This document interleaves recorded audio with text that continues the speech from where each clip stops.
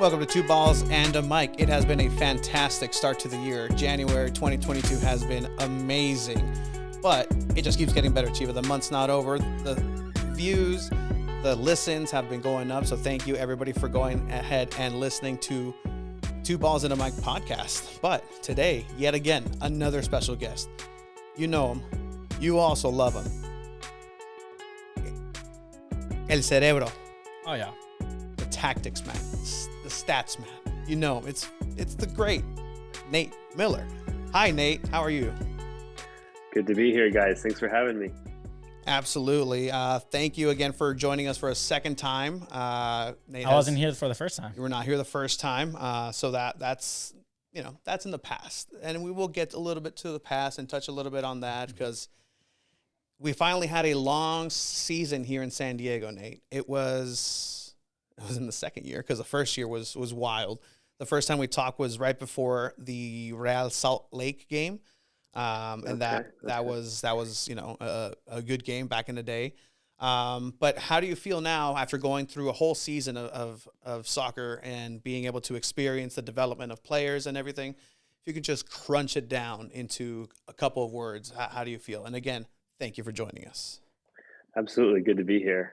Thank you, guys. So, well, I would just say the 2 years feels like it was a lot longer than 2 years. A lot has happened. And so, yeah, last year is great to have a full season. But again, since being here, we still haven't had like a full proper USL season. Obviously, with the conference realignment and everything like that we're about to embark on for the first time here in about 6 weeks. So it's been amazing to be here. And it's been like a slowly building project. And it's exciting. It feels like this third year is a really important year for the club. Yeah, man. So obviously, like you said, hasn't been like a normal season how it's gonna be this year. But last season ended up in third place in the division. How do you feel like some players developed that have been returning compared to the first actual season to last season? Yeah, I think the big difference of the off season is, we had a core, like a really strong core that we wanted to retain that we did do. So I think a really key part of building a dominant club in the USL, which is where we want to get to, is retaining the players, like the important players, the core players.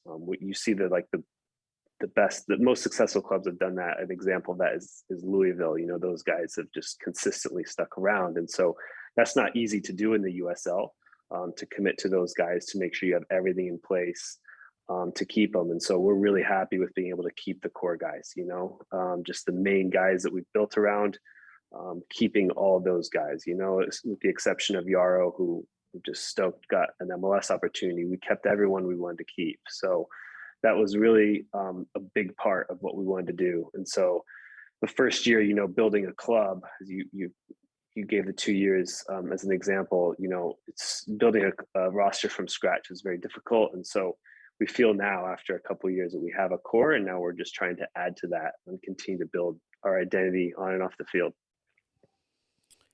And speaking to that identity, I did want to ask because, again, I've been able to see some of these trainings in person and just be a little bit more in depth with, the tactics and what the philosophy is behind the actual game. So if you were to describe San Diego Loyal's play style, their identity, how would you describe what San Diego Loyal has been presenting on the field for the last 2 years?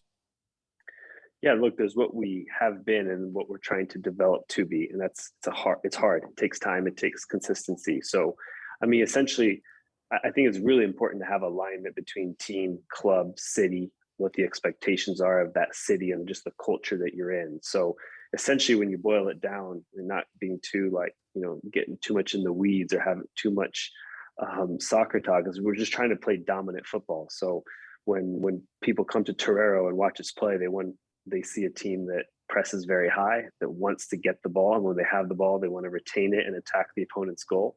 And when they don't have it, we're proactive. We try to go get it. And so that's the type of team that we are growing into be. And then there's certain things we're trying to improve on for sure. Like we need to improve how we attack in the final third for sure. So we're a team that wants to take initiative. If you're going to split teams up into two different, boxes, I guess, you have a team that is reactive, that waits for the opponent. And then you have the team that's the protagonist that wants to take the game to the opponent. And neither one is right or wrong, I wouldn't say. But we're definitely a team that wants to be the protagonist, to attack the opponent constantly with and without the ball. So at the end of the day, that's what we try to do in extreme detail and training.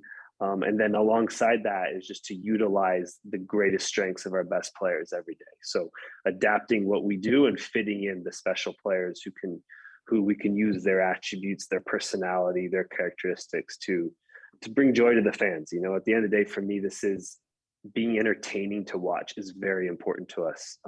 That's crucial for us. We want to do that while winning. Nate, it's no secret to everyone that you're a big fan of statistics. So, do you work closely with Sean Kelly when it comes to those stats? And if so, what was your favorite stat from last year?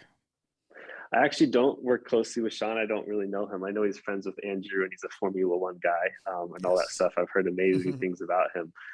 Statistics with auto racing and football are very different things, but I would love to sit down and have a beer with Sean and see how he does things. So I've seen some of like those printouts, those like game notes, and it's just interesting how different of a take, you know, I think from different professions or from motorsport to football, what's important to them, because some of those stats are just so like interesting or bizarre to me. But no, I mean, I think that you know, when you say I'm interested in stats, I'm interested in statistics that matter and the ones that like you can do something about or change. And so I think it's really interesting. I think with the rise of social media, you see so many people like putting out statistics, and even just I would say the source of those statistics, I'm always questioning, because the really good data you have to pay for.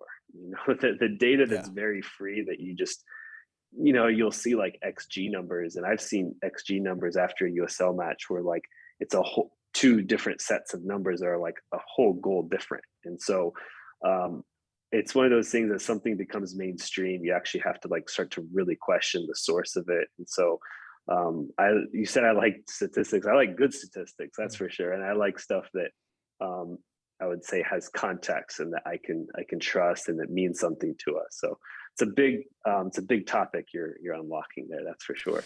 And this is part of, you know, some of the conversations I've had with Nate, is that it's important to have these conversations, as you have put before, not to put you on the spot, boring soccer stuff, right? and you know, there's a need to understand that if you really want to understand the game itself. But you know, we love that. That's exactly what we love, is that nitty gritty, you know, the minute details of boring part. What led you to that part? I mean, that's a different type of passion for the sport. An example is like, I used to love refereeing, and it's like, what? Who wants to? Yeah, I want to play. No, I like the rules of it. Like, I love, you know, having the game be sound in itself. What led you to be a boring tactics guy, or like those types of things, if we could say that?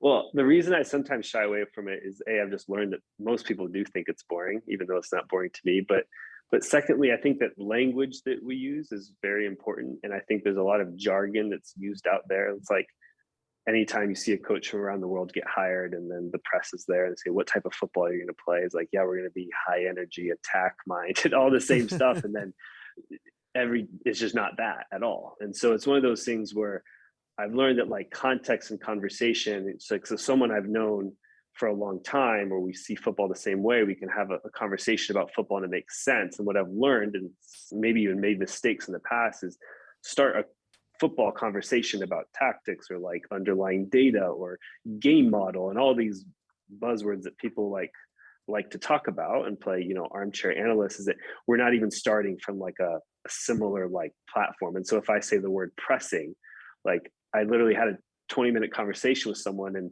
they thought in their mind pressing is attacking the opponent, like with pressure. And I'm like, no, I'm talking about pressing, like regaining the ball high up the field. And so it's like, there's all these words that people use. And since football is so multicultural, it can span cultures. And so it becomes very confusing very quickly. And so basically, maybe I'm just jaded, but I just start to give up and whatever. I don't even talk about it anymore. But we could, you know, these things, obviously they matter to me. They're my profession. To answer your question, what made me get interested in them is that, I mean, I think we're all bent to a certain certain way, but to me it's because it matters, and to be because I think it's very, football is a very fluid game with a lot of chaos sometimes, with a lot of changing variables.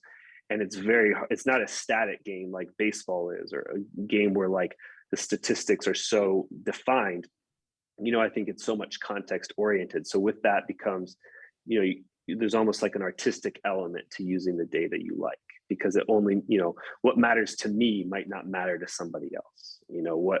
When we're looking at players to sign based on different player profiles that we want, like let's use Josh Yaro as a good example, right? Like he might not be as valuable as to someone else because he's like 5'10", and but for us, when we're defending so high in the field, we're defending the midfield line essentially. When we're so high, like to me, what he can do without the ball when someone knocks it over our back line because we're pressing so high, he can outrun any striker and regain the ball. To me, that is very valuable, right? But if he's playing on a very low block team and is just asked to defend the box, he's pretty good at that too, by the way. Yeah, there's definitely. Like why wouldn't you sign, like if we're just talking in our little USL bubble, like Rob Kiernan, like he's a big guy, he just likes to head balls out of his box, right? So just in that of its sense, even that, like when we're looking to sign a player, you have to look at the playing style he was in, because maybe he had the opportunity to execute all these types of actions and none of these types of actions. So maybe he would fit with us. We just don't know it yet because he hasn't been asked to do those things. So I guess what I'm saying is there's just a lot of nuance to this stuff, and people I think it's comfortable in people's heads to just create really tidy boxes to put everything into. And that couldn't be like more unsure of what football is like, because it's very untidy, if that makes sense. 100%. And again, it's that language, I want to say what language barrier, or it's very true. We were just talking the other day about how I didn't understand how dribbling was a term for going and taking the ball in your legs and moving forward with it, because in my mind, dribbling was always basketball, like dribbling. That just made no sense. It's counterintuitive. Mm-hmm. And so in Spanish, not necessarily driblear, es conduciendo. So even, in those little, instances, it's huge. It's a huge difference of terms. And it's important to have that type of understanding and learning if you really want to understand the game, because, at the end of the day, it's on the field. It doesn't matter. The language itself doesn't matter, as long as you just get the point and just do what you're asked to. That's the point. And Josh Yaro, again, great player, but it's understanding those little details, looking beyond just the players, just beyond those stats that you find on Twitter. Beyond that, there's actual thought and knowledge to go into. Can he run into space? Do people even, like, if you're trying to explain it, do people even know, like, running into space, what that means? Like, playing off the ball. What do you mean? I don't have the ball. How is he going to play if he doesn't have the ball? Like, I understand, Nate, but here's a safe space. It's a safe space for soccer talk. I love it. Nate, can you enjoy soccer if you watch, like, say, the U.S. men's national team, or do you always watch soccer through that lens? Yeah, it's a good question. In fact, I've been almost frustrated with myself for the last couple of years. I just slowly started learning that I stopped enjoying watching games as much. And I think some of that, yeah, for sure, it's tied just to being watching with a critical eye, whether like inquisitive or trying to learn or disagree, whatever it is that you're watching. It's different. So I think what I actually the way I enjoy it the most is going to the stadium and just watching. It's very hard for me to watch a game on television and just like watch as a bystander. But as you guys know, the difference between 20 and 2021, how much more did you enjoy just going and sitting in the stadium and watching football? You know, so for me, being in the atmosphere, I truly believe in that, like, impact of supporters to game, like they're active participants in the sport. Like literally how they are acting, what they are doing changes what's happening on the field. And I think that is like something magical. Like to me, that's something so beautiful. I love that. And so I like being in the stadium. I love watching football. I watch so much football because to me, it's my profession. And I do try in some ways to like just enjoy it sometimes. And to me, sometimes for me, that's actually watching like a maybe in a different country, a much lower league team. Because if I'm watching some of like the great teams or great managers in the world, it's definitely like trying to notice a lot of different things. So I do, yes, it takes more work, but I guess the answer to your question is it's got to be in the stadium where I actually truly enjoy it. And even then, I imagine like you'll see a player in those lower level leagues, and you're like, is that guy available? Is that guy like you're always kind of is scouting in itself. Yeah. Is that I mean is that the reality? It's just a 24-hour just scouting hat is always on, even at I don't know like Yeah, for sure. I think you're always just, it's amazing some of the stories of just like how you see a player and then keep him in your mind, write him down, whatever. It's crazy stuff in football. But I think, yeah, I mean, you're always like watching and then like, oh, interesting, go plug them in Y Scout and see what's going on there, or like whatever, and just try to figure out yeah, anything. I mean, I'm always like watching players and watching different levels. I just don't sit there and watch the Premier League all day. I really like watching all different levels and different cultures. Yeah, just seeing like very interesting seeing the world is so connected now. So seeing how certain players end up in certain leagues because of all this scouting software, like you just watch any player from any weekend, like the next day, it like in a click of a mouse. So it's like really connected the whole world, which is a really cool thing. take me through. Let me see if I can pull it up here through this moment last season, shaking hands as the winning coach here at home. What was that like, man? Oh, Vegas. Well, it's hard to separate that time from the context because obviously we had a very hard start to the season, and so that was our first win of the season, and it was a lot of pressure because we were expected to win that match. It was our first home match, and so describing that image is just relief. Okay, because we knew we were going to be a good team, and we told the players many times. Lennon was like, "It's your choice. Like, we're going to be a good team. How fast do you want it to take?" And so, um, yeah, it was more of a moment of relief because we had to come back and win that game, and like, you know, the pressure. I think the team certainly felt the pressure. We felt the pressure. It's like we lost our first few games, and now we're down 1-0 at home to Vegas. Like, this is not good. And then after that game, like, it's all in context. We won. We went 9 unbeaten, and so it was more just relief, to be honest with you. And that's kind of the life of a coach. It's like your highs are very short and on to the next thing, and your lows can last quite a while. And the key is to just not let that change how you act every day. Um, so I was definitely just dialed in that moment, and just more relief that we were able to kind of get results turned to in our favor. Assistant coach for San Diego Loyal, Nate Miller, joining us. Chiva?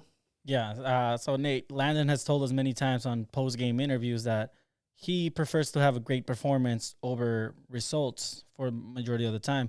Do you share that same viewpoint, or do you have maybe different thoughts on that? Absolutely, yeah. I mean, we talk about that a lot. I mean, I think the performance is everything because there is like in any sport, but especially in football, there is like a category of luck involved. And the way we view it, it's not that we separate them entirely. It's just that we know if we're performing very well, the results will be there.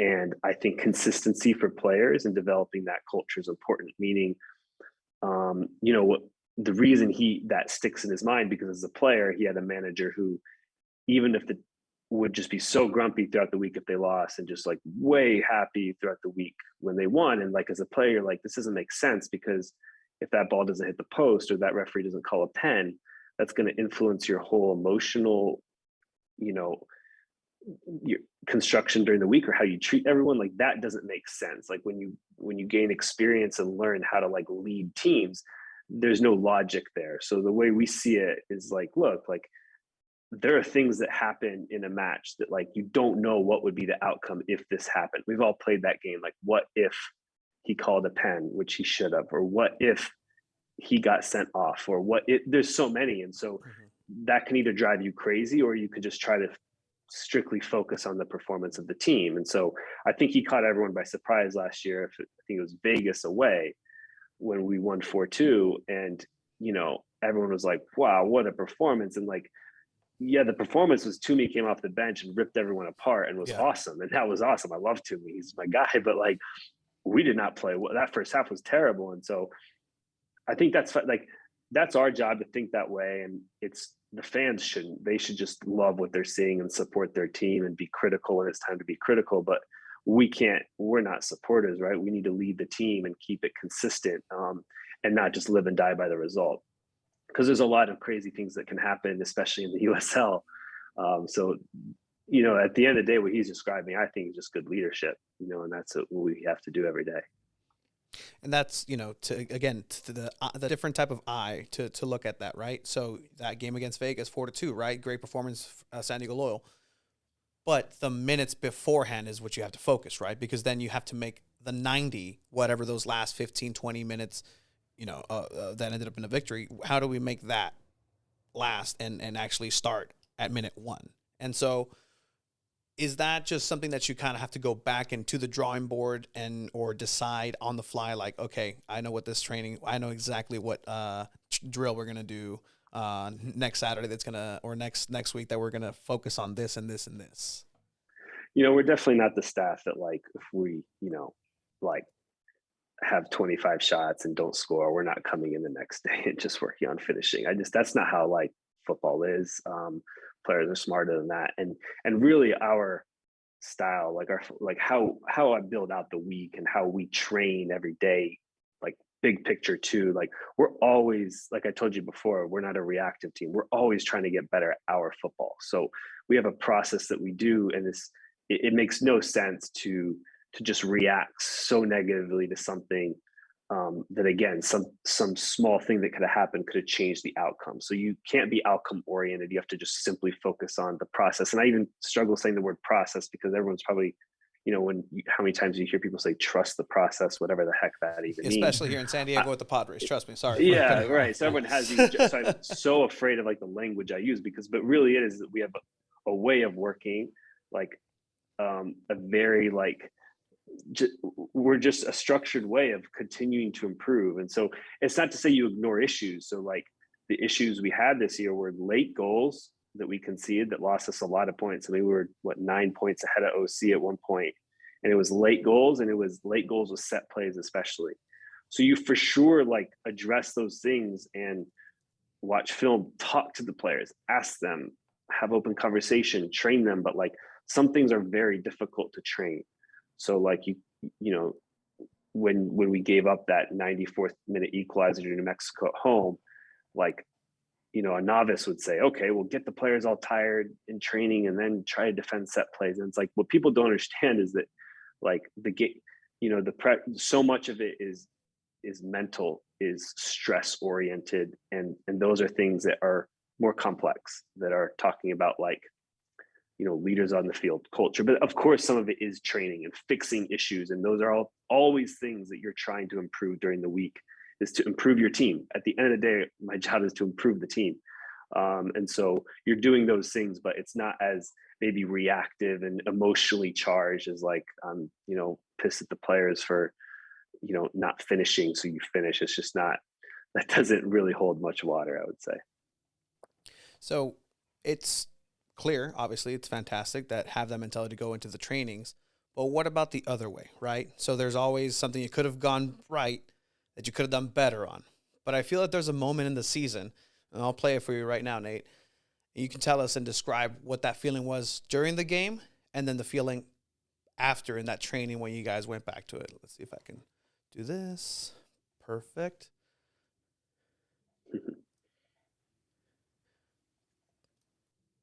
And hit that first time ball. There he is again. Guido at midfield. Options ahead. Springs it for Martinez. Off the left side. Martinez and San Diego's ahead.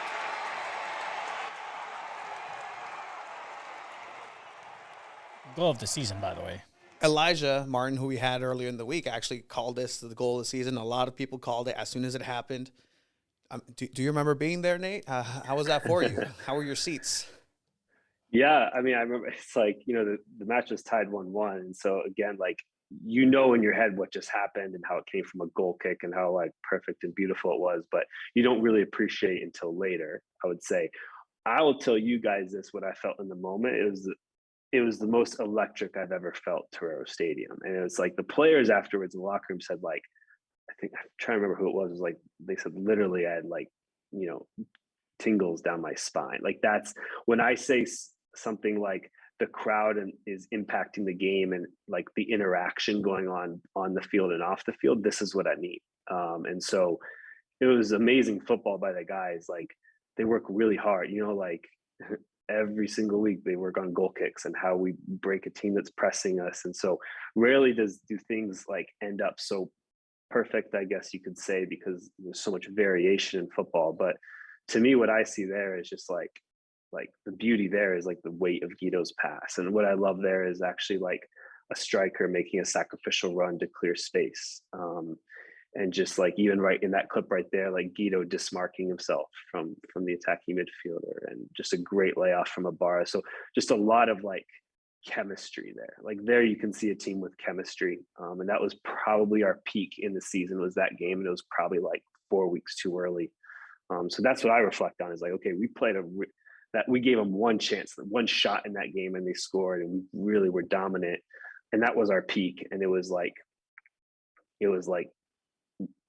mid-October, I think, if I remember right. And I'm like, if we could have kept that form going for another month, I think we would have been in a great spot. And so, yeah, it was a great moment. I think that those are moments. This is what I mean, but like, I feel the responsibility to do that rather than just score on second balls after balls are lumped into the box. And so, to me, like, this is entertainment, and I believe that football can be beautiful. I don't put it over results, because at the end of the day, like, that's what we have to do, is be a winner. But we believe that like those two things are connected. We can do both together. And I mentioned to Tony, you see a big team doing that play, and the whole world is going to go wild. And now you saw For it in the sure. USL. But as you mentioned earlier, the team did struggle to score last season. And I want to ask, how will the new additions up front give San Diego more options to score more goals this season? Yeah, it's interesting. I wouldn't say, like, actually the final statistics, like, I would not say.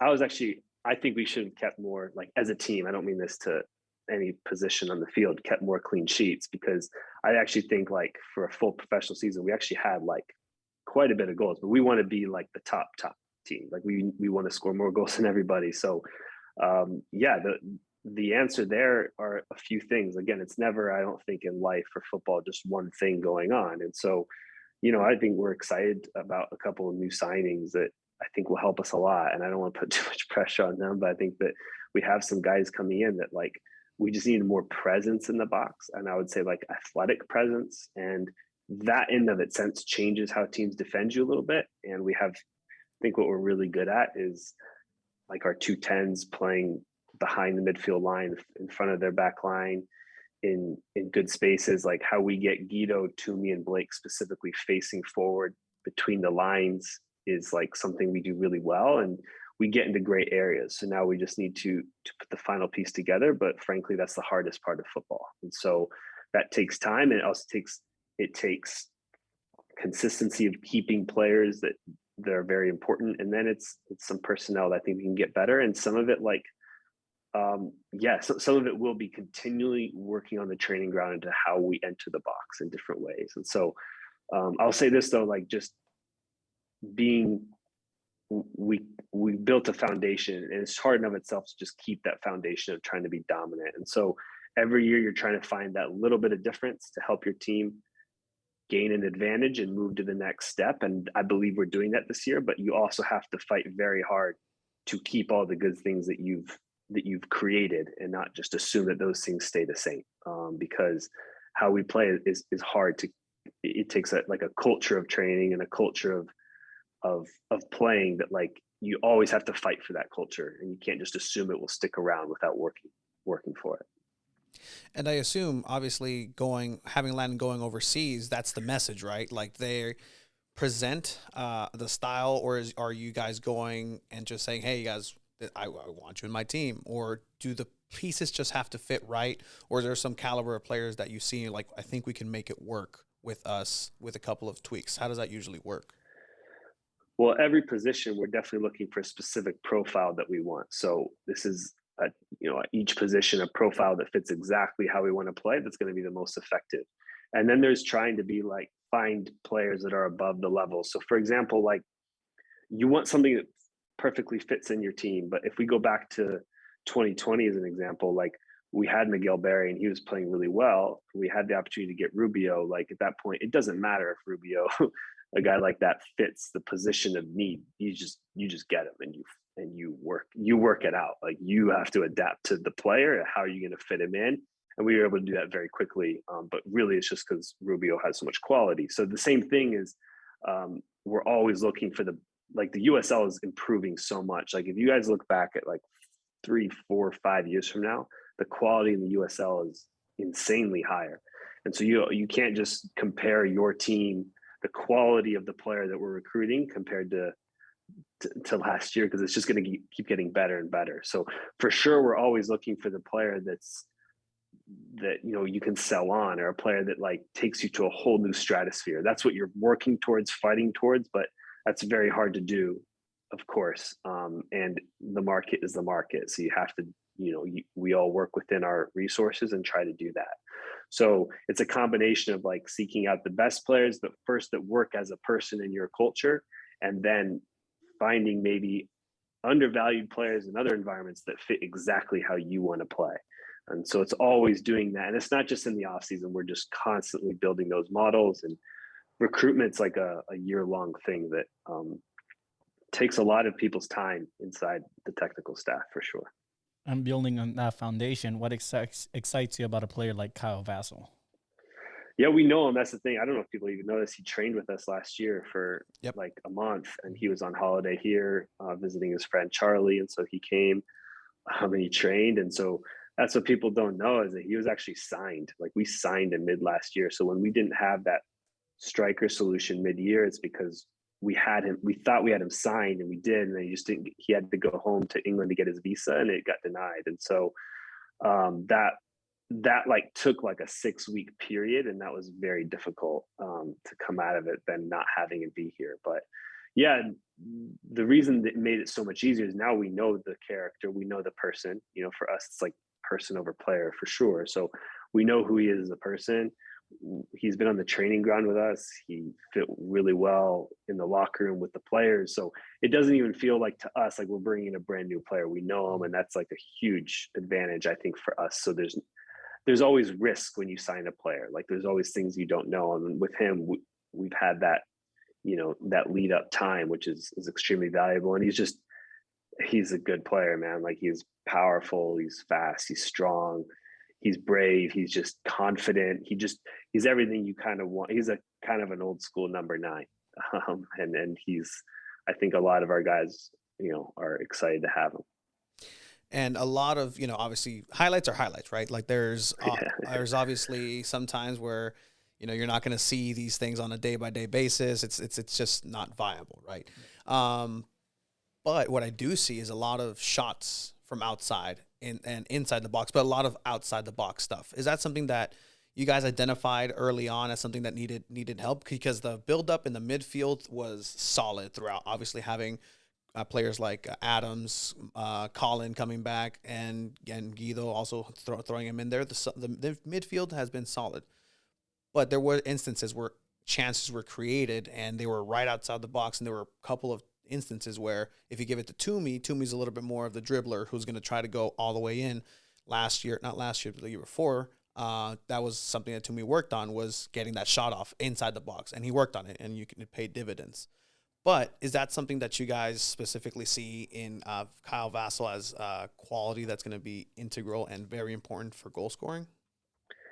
Yeah, I mean, the thing about him is he has a wide variety of ways he scores goals. So I think on those highlights, it's because those goals are amazing to watch and they make a good highlight. But more crucially for us, he scores the tap-ins, he scores the headers, he scores the things that we created all of last year that we just need like the personality to put it in. And so, yeah, like Toomey led our team in goals with 10, and I'm very proud of him for that. But like, our attacking midfielder or winger should not be leading our team in goals.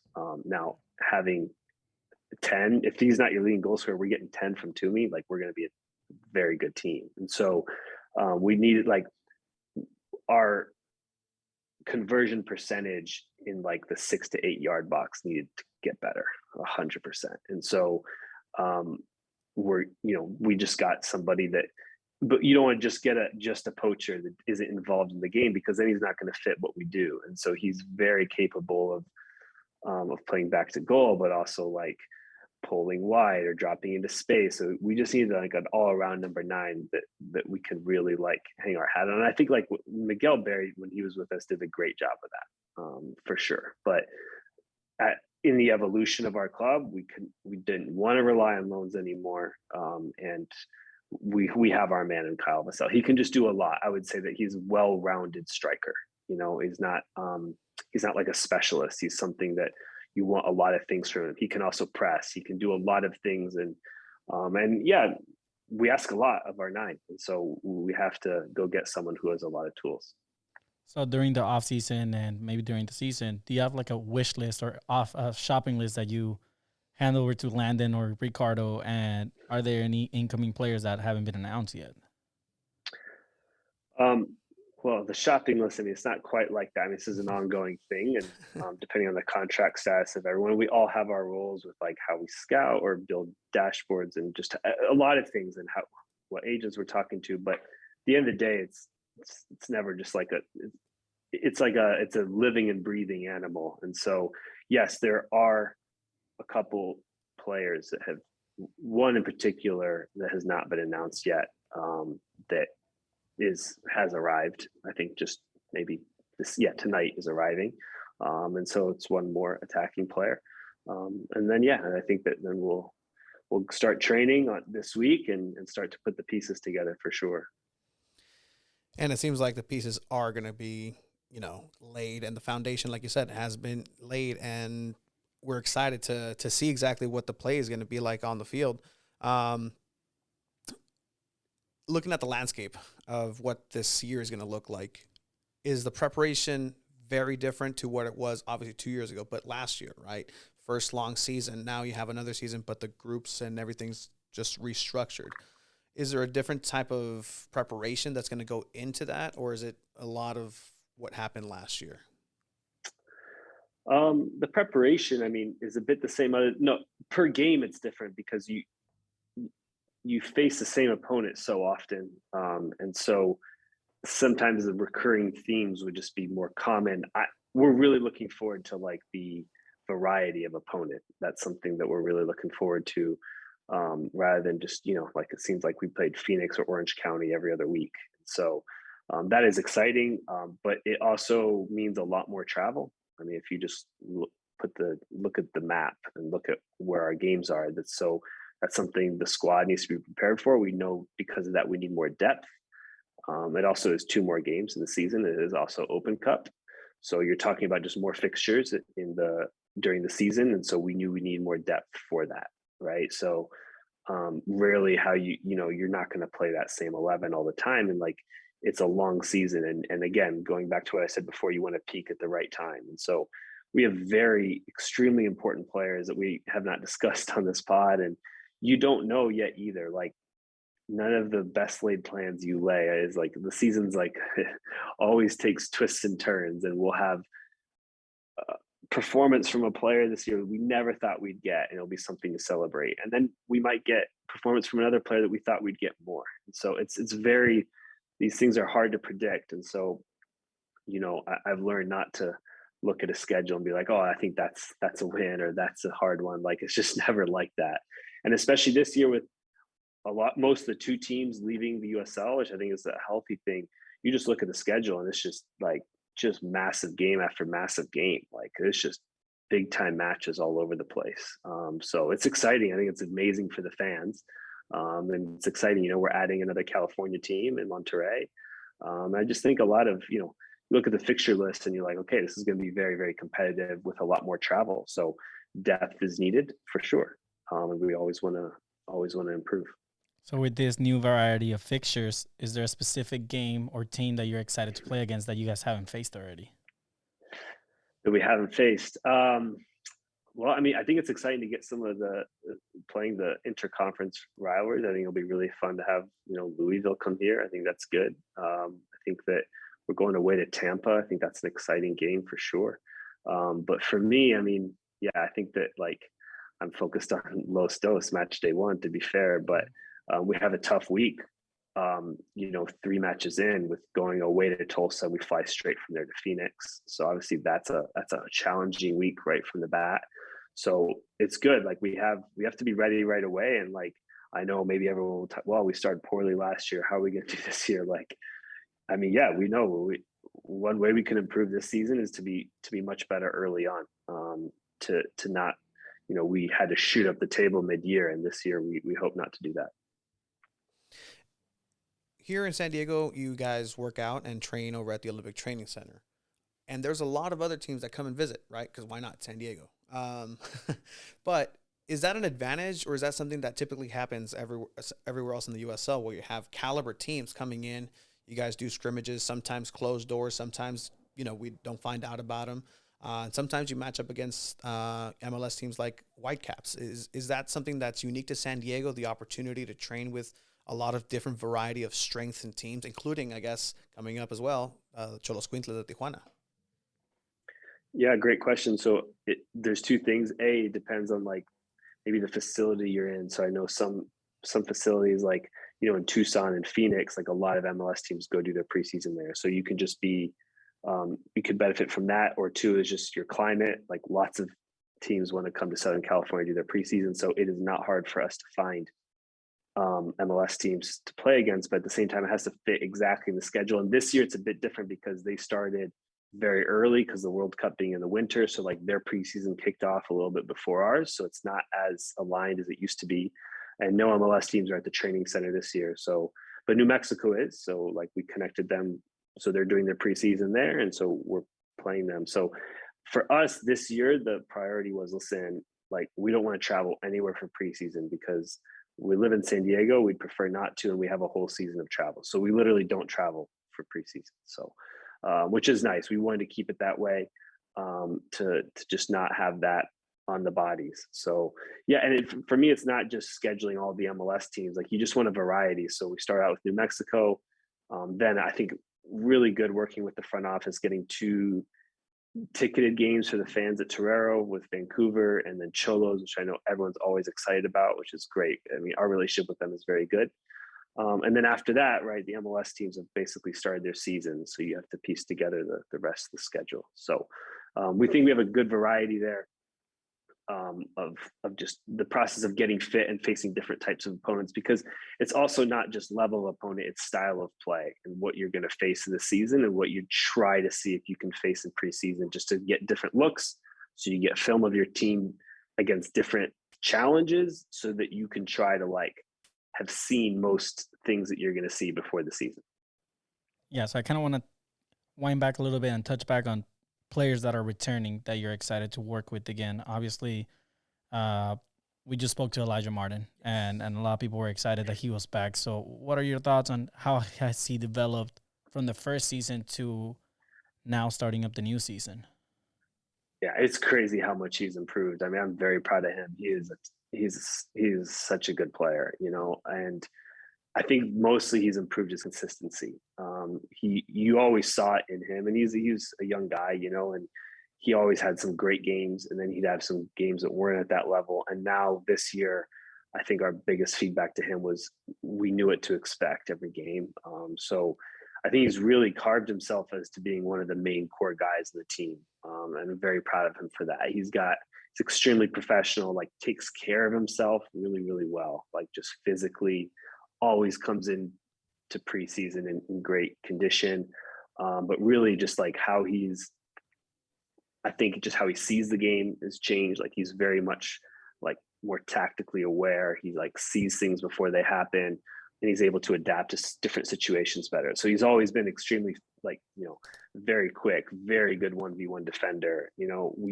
I think we've played Phoenix like 8 times, and Asante never scored, and that's against us. And it's simply because we had E playing left back, and that's just E doing his thing. And so I think he's an elite 1v1 defender, and he's working really hard to add things to his game, and he's got more to come. So he's really fun to work with every day, and he's very critical of himself. And man, he's very demanding of himself, and guys like that are really, really fun to work with.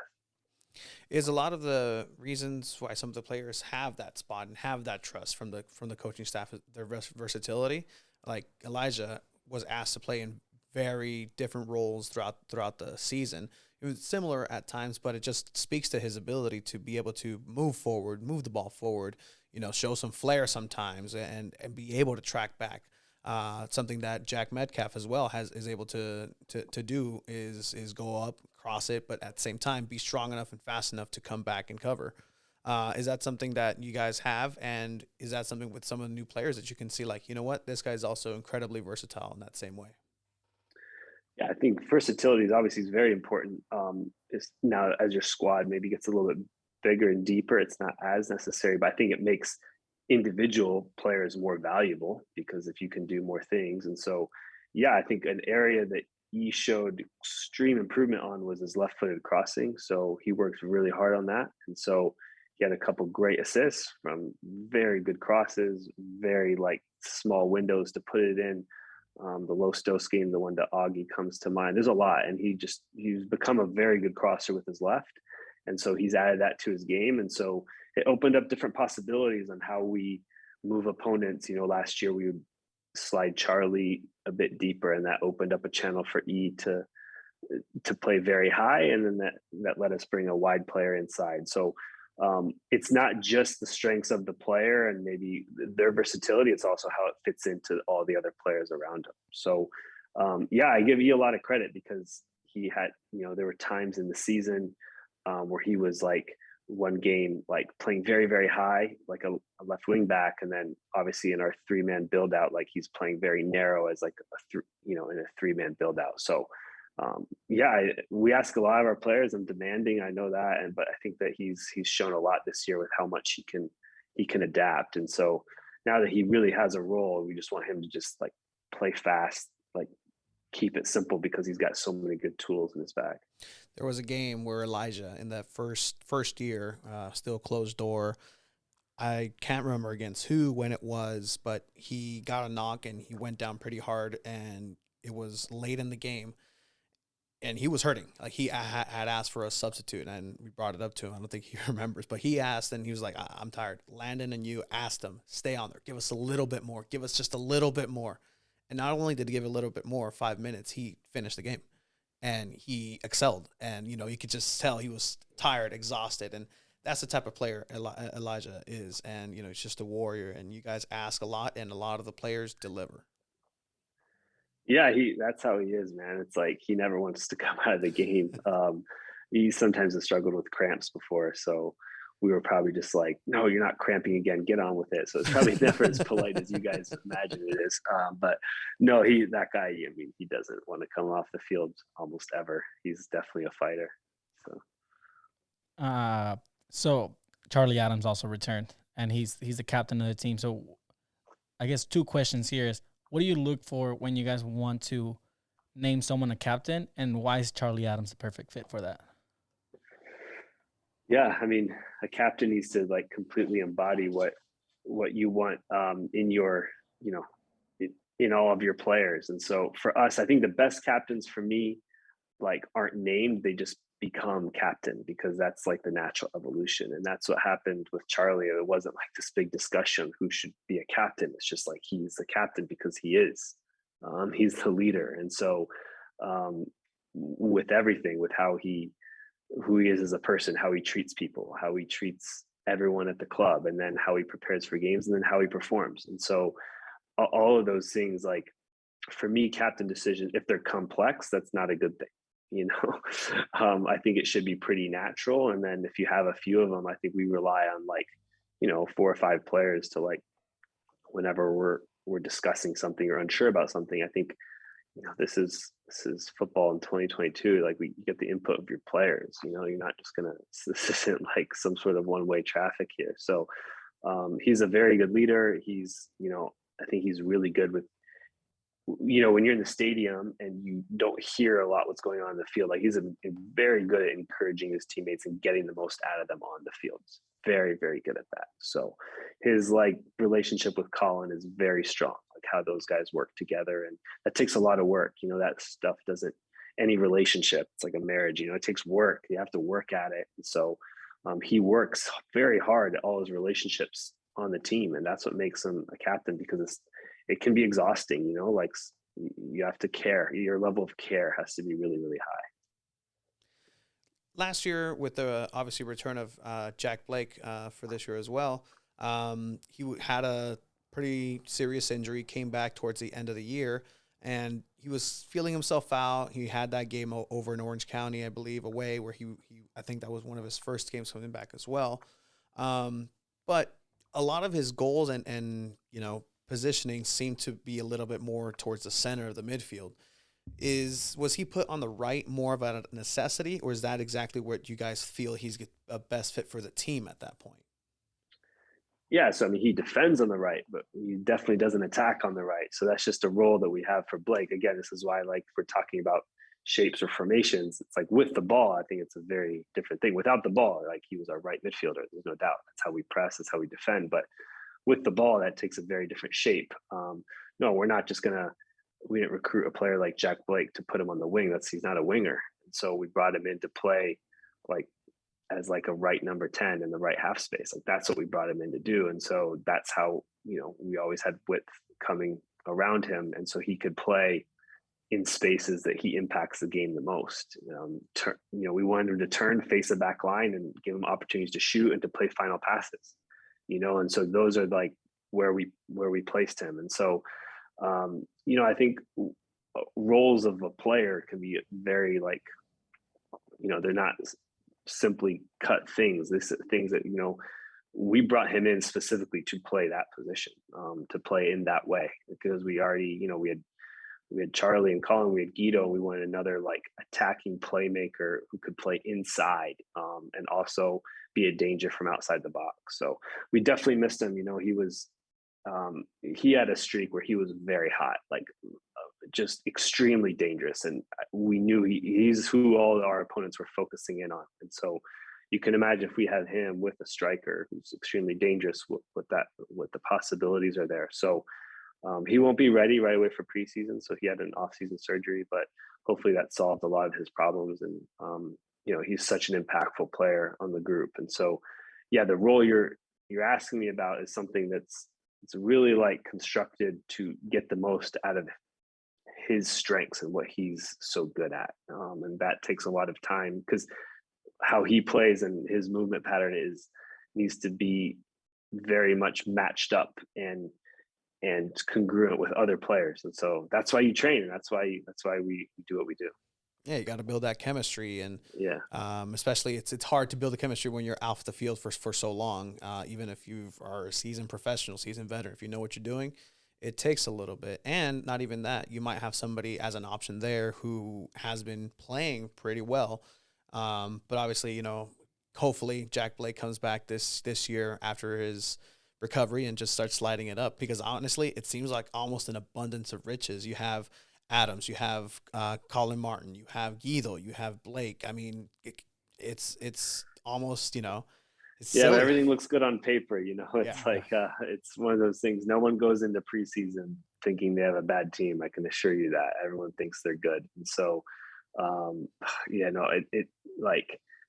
football isn't played on paper. Like, there's a lot of work to do, and we're going to have some great moments, and we might have some hard moments too. But for me, it's just the joy of being able to work with these guys now for year 3, the guys that have been here, because it really, really is fun. So like, once we get Blake back, we just need to get him back healthy. And I think he is, there's some players that take a while to build chemistry, and there's others that like happens pretty naturally. And with Blake, I think it's pretty natural for his teammates to understand them. How easy was it for somebody coming like Austin last year? Obviously he came in and jumped into the opportunity that was given to him after Muse went down with that finger injury, which was, yikes. It was not pretty. But how important is that? Is that speaks to the culture or him as an individual? And what did you think of his overall season? Yeah, I think Austin was very good. He's always prepared. He is another big leader, and big presence in the locker room. So I'm excited to work with him again this year. Like, he's just he's also very demanding of his teammates, extremely professional. So yeah, I think that he's a great example of he's just always prepared. I mean, we were playing Austin too before Trey broke his finger. I don't know if people really remember that, but he was getting games because he was earning it in training. So Yes. that wasn't like, you know, I think that the timing of that made it seem that way, but we had actually, Trey was getting a game in between a couple Austin starts there because Austin was performing very, very well. So, yeah, I think he had been knocking on the door for quite a while. And this is football. You always have to fight for your spot. And goalkeeper, it's even harder because we can't change your role slightly. That is your role. You're a goalkeeper. And so, you know, he's used to competing. And I think he does it in a really good way. Like he competes and tries to be the number one every day. But then, like, if it's not him, he's very supportive and he's a great teammate. Just a little anecdote when we went to last year's open tryouts over in Oceanside. First of all, he walked up to us completely yoked. We didn't recognize him. And it was actually the day where Muse had joined, and we asked him, like, hey, you know, this happened, and just like switched immediately. It's going to be a good competition. It's going to be good. It's gonna be like that's just immediately switched into that mode. And I'll credit to him, right? First clean sheet of the year was Austin. He had a couple of those. A couple of team of the weeks. I mean, anything is possible, really. And yeah, his goals against average was very strong. So we know what we can get from Austin. You know, he's a hometown kid. He's a good leader. So it's like we're stoked to have him for sure. But you know, he knows like there's always competition. You know, and it's always a little bit different at goalkeeper, right? Because it's just a different dynamic with like, you know, when you have a number one, you have a number one. So he's going to come in ready to compete.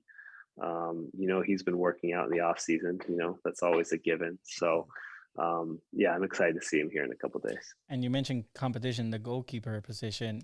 You guys signed a pretty big signing in Spain. Hola, Coque ¿qué tal? Vegas. Soy Coque Vegas. ¿Cómo estamos? So how excited are you to be able to have Coque joining the team? I think it's a good sign that players like that want to come to San Diego, you know. I think that's a great sign. I think if I'm a supporter of San Diego Loyal, I'm like, heck yeah. A guy that just played at Levante is coming to play for us here. So I think it's a good sign. And I think we just wanted to get stronger at almost, you know, just keep competition extremely high. And, you know, from a few variety of circumstances, here he is. We have the opportunity to sign him, and you know, this is La Liga, man. That's a real league. So if you're getting games in that league or being the number 2 in that league, like you're a real player. And so, you know, he's time of his career. He's 25. He needs to start being like playing, and you know, it's a lot of competition. And so for him coming here, it's like it's good. He has to show what he can do in a new football culture. So we're excited. I mean, he's obviously a very talented goalkeeper. And obviously, Anthony Siaha also signing back on to the squad. I mean, that's 3. I don't know, but Nate, I think you guys whiffed it. I don't know if you guys saw the San Diego Soccer's media halftime show, where a Tony Sanchez stopped a World Cup winner. And what I've been told, I should probably stop saying because she's really going to get upset, and just next time I play against her, will not hold back.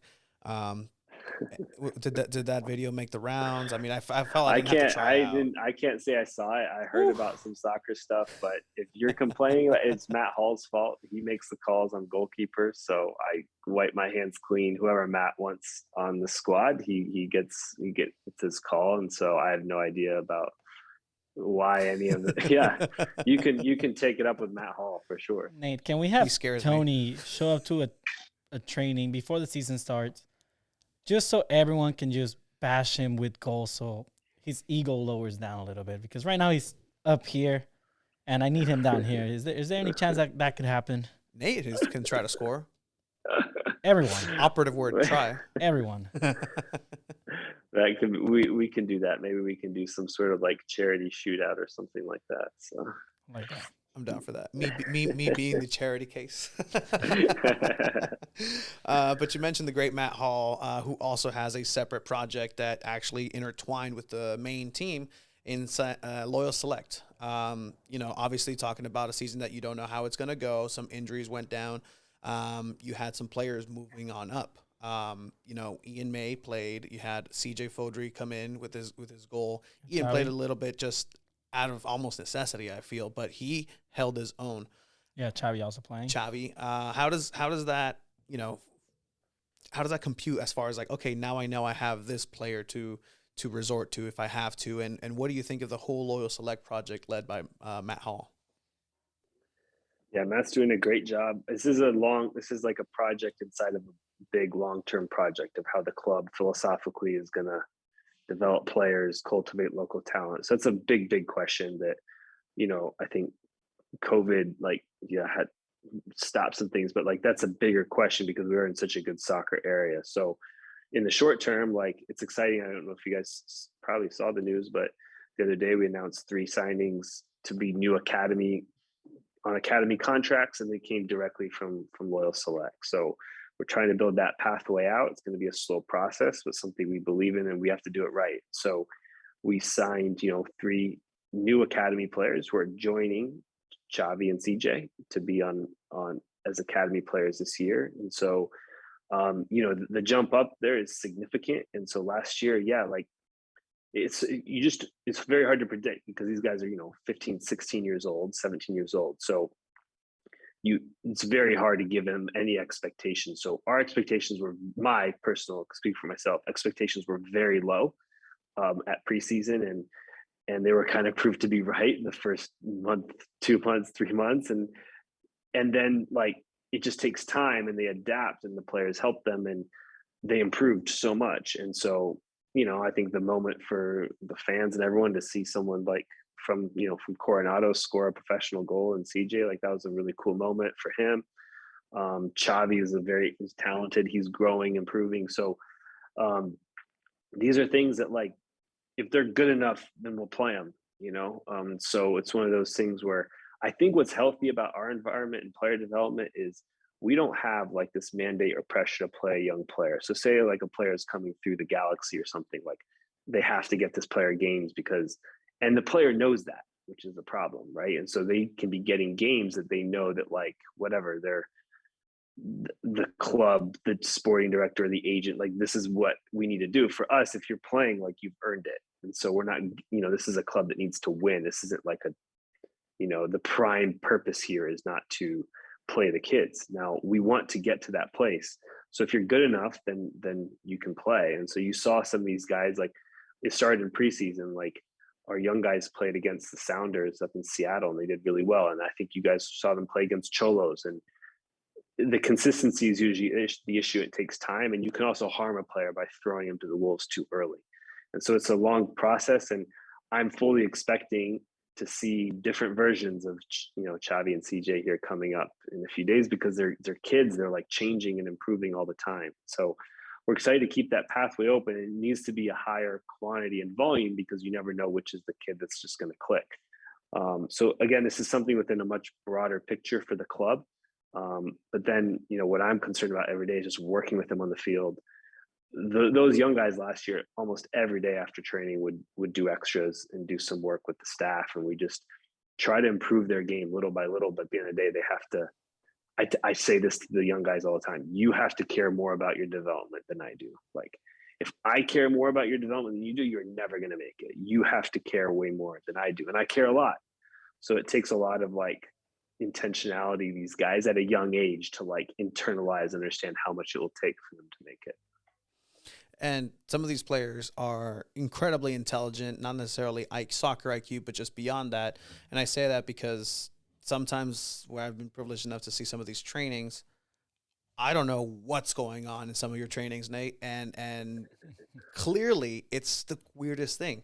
It just clicks. Like, you'll have different players starting at different times on the wing. I don't want to give anything at all, but like, the drills are something I've never seen before, and they're cerebral to a sense, and it's a testament to not just these young kids who are able to keep up, but in general, it's just you're trying to educate these players coming in and raise their level and raise their play and raise their soccer IQ.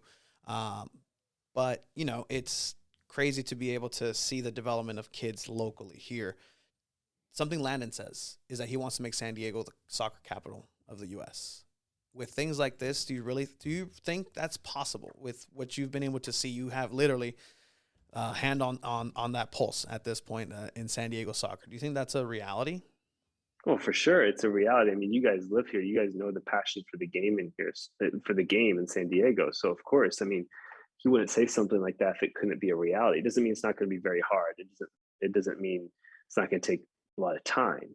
But nothing, nothing really special or good happens quickly or easily.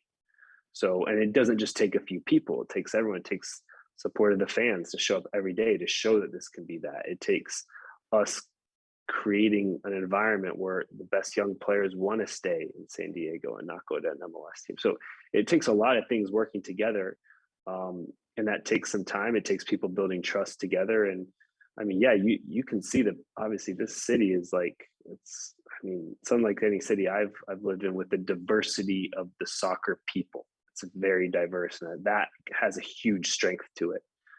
So yeah, that's possible, and that takes a lot of work, and it takes a lot of people like committed to something over a long period of time. And so I think that's what Landon's very, I say, special with is that he, when he starts a project, like there's a commitment there, and he wants to work at it and fight for it, and it's not just jumping from thing to thing. Yeah. So as the season's about to start, let's talk about a little bit about the fans, right? You have San Diego Loyal officially naming Chavos as an official supporters group. You have the locals, you have the Rainbow Loyals, you have pretty much almost a packed Torero Stadium almost every other game. How excited are you to just feel that atmosphere again coming up this season? Yeah, I think it's what you miss the most. It's definitely what the players miss the most. And so, um, yeah, like my message to the fans is what they do really matters. Like it really impacts the game, impacts like um, just that passion in the stadium, that feeling you get, the interaction between team supporters is crucial. And so I think that's the part you miss, just that high level competition at Torero. Like that's what we love. And so it's exciting that, they can be there for a couple preseason games, but um, you look forward to that so much. I think this past year was a testament, like in different points of the season, until like what that can be, what that environment can be like. And I've met so many people who had not been to a game and then been to a game, and they like couldn't believe how much fun it was, or how the quality was much higher than they expected, and but specifically like the environment, the atmosphere, and how much they loved it. And so it really is just getting more people like to see what that's like. And I don't think there's much to sell after they've been there. We definitely love it and can't wait to go back. Again, first game at Torero Stadium against Whitecaps from the MLS. But you seem like a native San Diegan from, at this point, like a lifelong San Diegan, but you're not. You are from the Midwest. Right now, you are a San Diegan, so welcome. Arms open wide. But what's a culture shock outside of soccer that you had or still have, or questions about San Diego or the West Coast as compared to maybe the Midwest? Well, not too much, just because I'm not.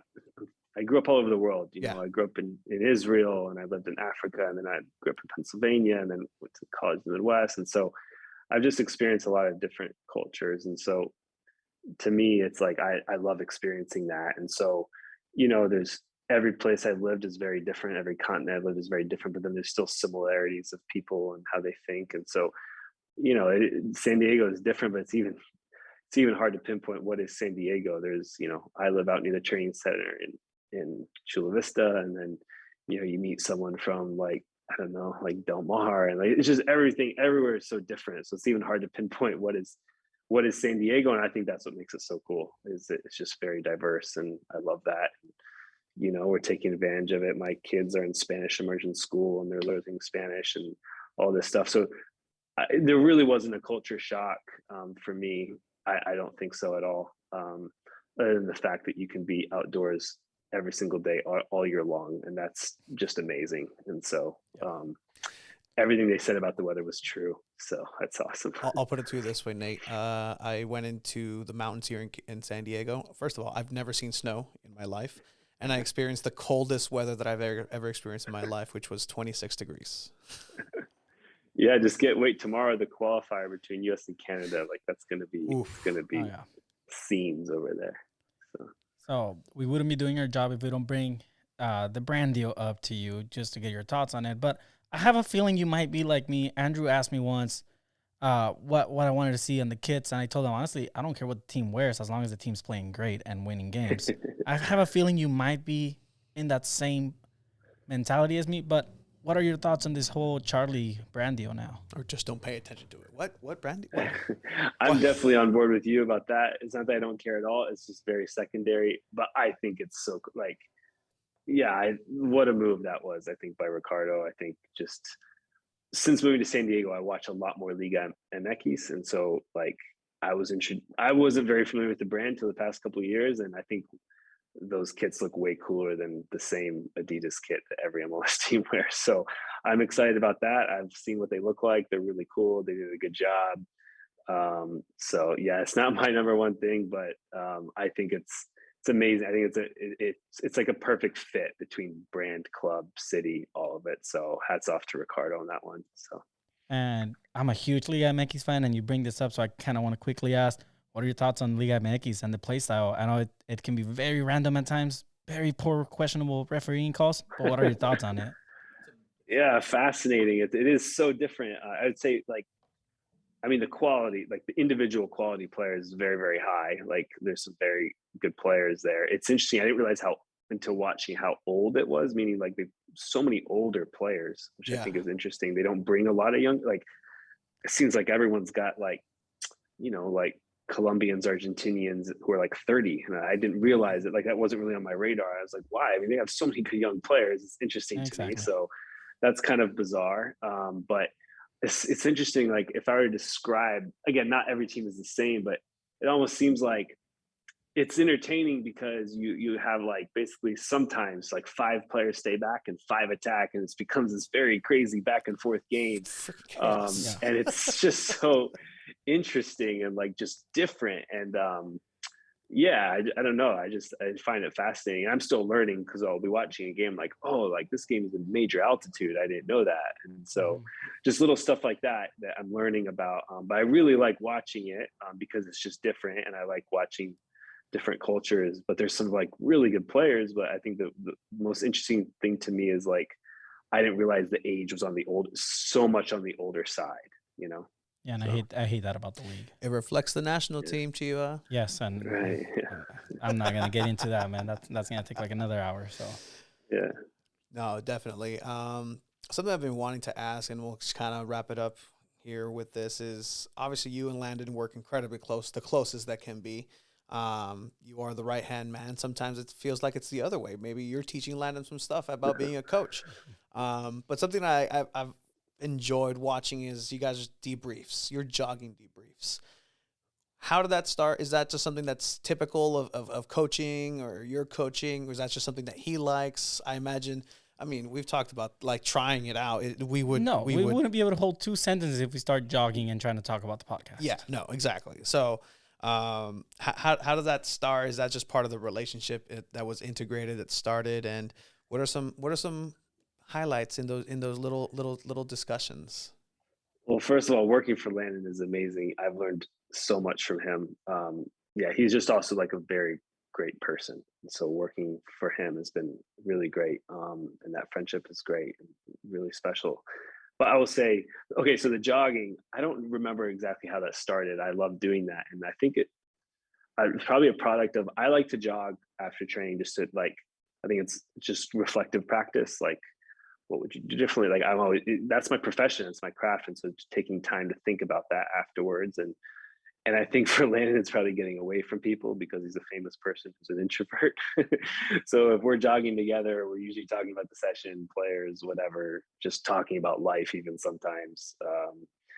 Yeah, not football at all. And so I think it's a product of, that's kind of one of my habits of things I like to do. And he's like, sweet, somewhere I don't have to talk to people.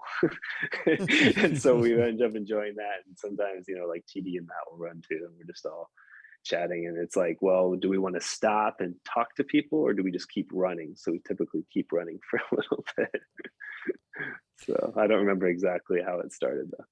No, I mean, again, like you guys will seriously just run a brisk, quick mile, and then you'll come back without losing a breath, which is, again, That's good because we feel like we're going so slow and it's almost embarrassing. So that's good. Thank you for the positive feedback. Well, I mean, coming from us, like, no, definitely. And then one last question, Nate. Again, thank you for joining us and thank you for your time. It's such a busy time leading up into preseason. What excites you the most about this upcoming season, man? Yeah, the journey. For me, it's always the same. The going on a journey with players and the team. So like, like as a staff, there's all these things we will experience for the first time, or so for me, it's just that journey. For me, it really is the day to day. Like I love the day to day with the players and seeing players improve and having a team come together. And so to achieve something. So for me, just that excitement of beginning to work every day to create something that the city will fall in love with.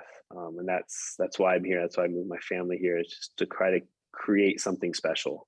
So that's a big task, and it takes a lot of people who are a lot smarter than me, and then takes a lot of very committed players. So for me, really, like, I love getting up early in the morning and driving to the training center and beginning the work with the players every day. And like, that's kind of like how I'm wired, and that's what I like to do. And I try not to think too far ahead because I know there's going to be like all these little turns are going to come, but I'm trying to get better in my life of enjoying all those, even the harder moments. So just that process and the journey with the team. And we're prepared to just be with you every step of the way, as I'm sure a lot of San Diego is and has been captivated by everything you guys have done for the city. So again, thank you not only for that, but thank you for bringing soccer, the beautiful game, and football, and just invigorating the city with the play style. Thank you for your time, Nate. Again, if you want to go ahead and check out Nate Miller live. Not even the players. Nate Miller live. Get your tickets. I appreciate you guys. Thank you for caring for the team. Thank you for your support, and thank you for being critical. I think it's so important for supporters and everyone to like follow the team closely, and that takes the positive, the negative, all of it. So I appreciate you guys. Thank you. Absolutely. All right, guys. Perfect. Thank Take you. care. man, thank you for joining us. Bye. Bye.